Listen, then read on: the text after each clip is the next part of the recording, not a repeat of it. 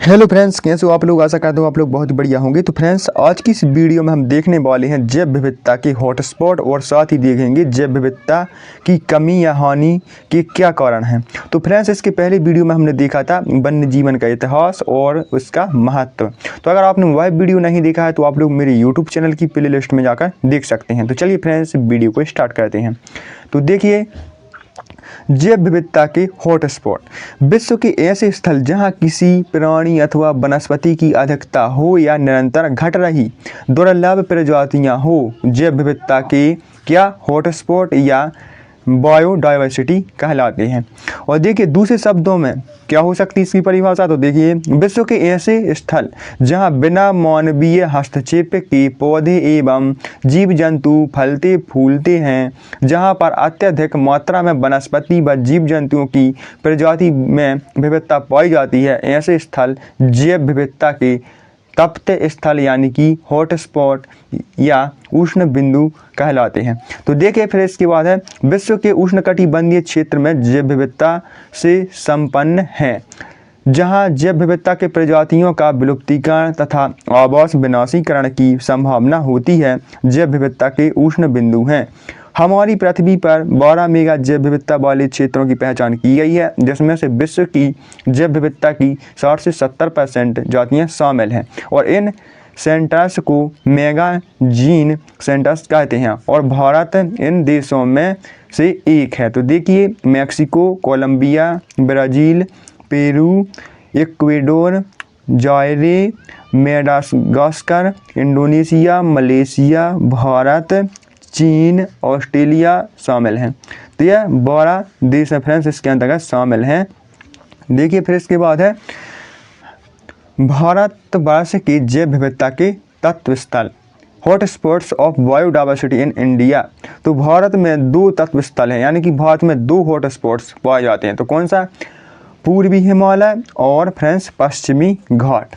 पूर्वी हिमालय और पश्चिमी घाट, जिनमें बहुत अधिक पौधे व जंतुएं, कीट, इंसेक्ट, बर्ड और रेप्टाइल्स आदि पाए जाते हैं और निरंतर वनों के विनाश एवं बढ़ती मानवीय गतिविधियों के कारण पश्चिमी घाट की जैव विविधता को सर्वाधिक खतरा है। तो देखिए, इसके बाद हम इसका उदाहरण देख लेते हैं। तो भारतवर्ष में अध्ययन किए गए पुष्पीय पौधे यानी कि फ्लावरिंग प्लांट्स की 15,000 स्पीसीज में से लगभग 5,000 स्पीसीज केरल के पश्चिमी घाट में पाई जाती हैं और इसी प्रकार भारत में पाए जाने वाले कुल प्राणी प्रजातियों में से लगभग 1/3 प्राणी केरल के पश्चिमी घाट में पाए जाते हैं।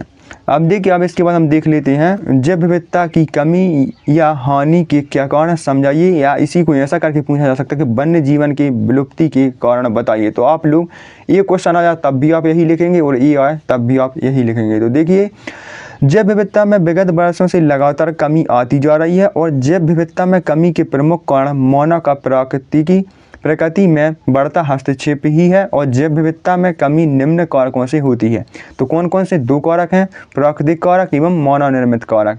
तो सबसे पहले हम देखते हैं प्राकृतिक कारक, नेचुरल फैक्टर्स। तो देखिए, मृदा, वायु एवं जल प्रदूषण और बाढ़, सूखा एवं भूकंप। तो फ्रेंड्स, मृदा और वायु एवं जल प्रदूषण, मृदा के प्रदूषण के कारण, वायु प्रदूषण के कारण और जल प्रदूषण के कारण भी हैं जो वन्यजीव प्रभावित होते हैं, जैव विविधता में कमी आई है।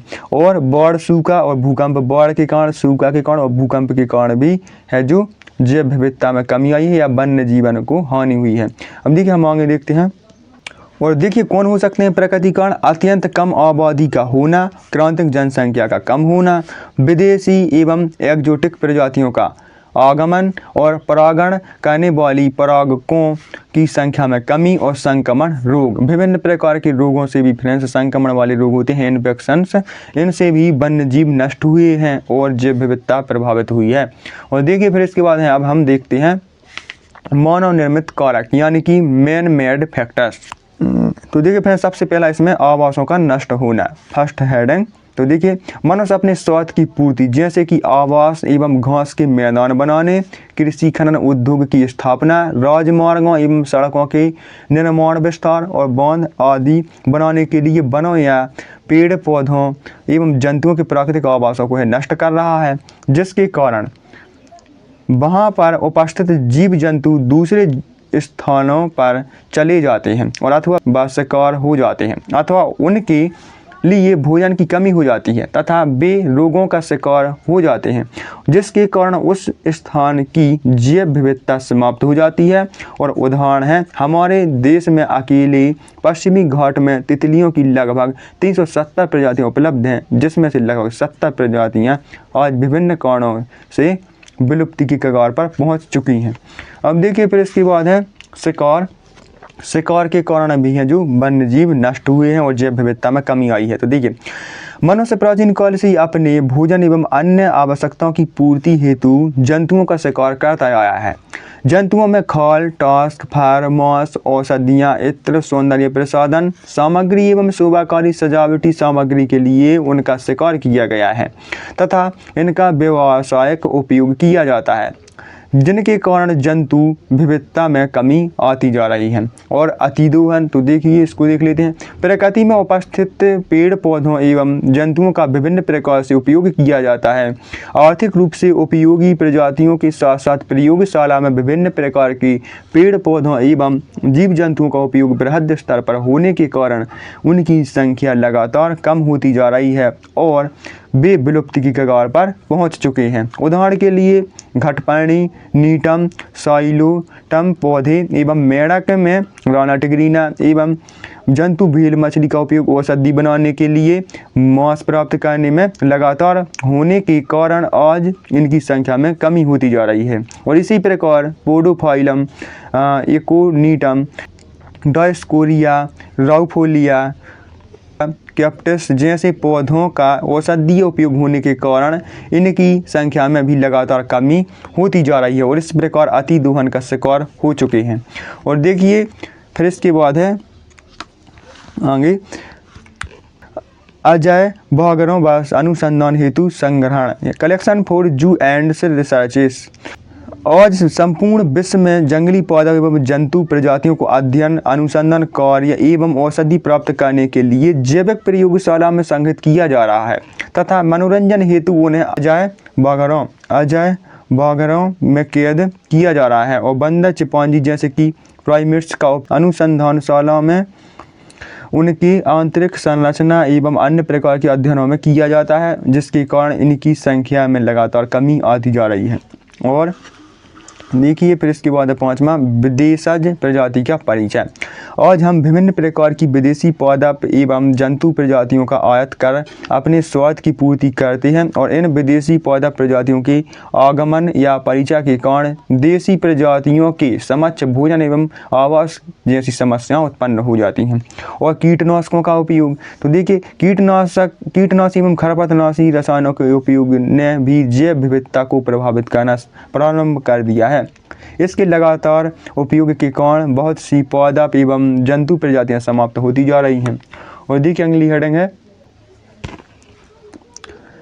प्रदूषण। तो देखिए 7वां पॉइंट है, पर्यावरण प्रदूषण आज सर्वाधिक विकराल समस्या है, जिसके कारण आज वायु, जल, मृदा, समुद्र, तालाब आदि प्रदूषित हो चुके हैं और इनके कारण जीवधारियों को सांस लेने हेतु शुद्ध वायु, पीने के लिए शुद्ध जल और पौधों की वृद्धि के लिए शुद्ध मृदा एवं जलीय जंतुओं के आवास हेतु प्रदूषण रहित जल मिलना मुश्किल हो गया है।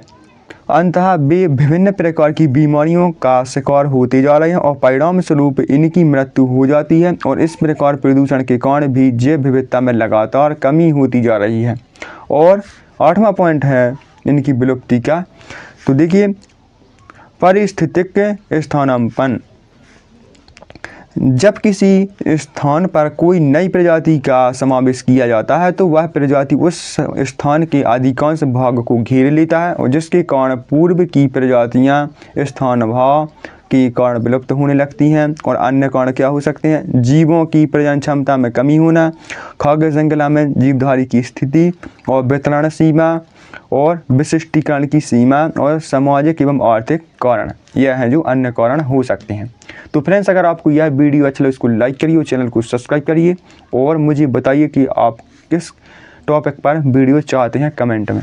तो चलिए मिलते हैं अगली वीडियो में। अगली वीडियो में हम देखेंगे निम्न पर टिप्पणी, जिसमें हम बाघ, भारतीय शेर, तेंदुआ, गैंडा, लाल पांडा, मी, हंग और भालू इन पर हैं जो सभी पर हम टिप्पणी देखेंगे। तो चलिए मिलते हैं अगली वीडियो में, जब तक ले जाएं वंदे मातरम।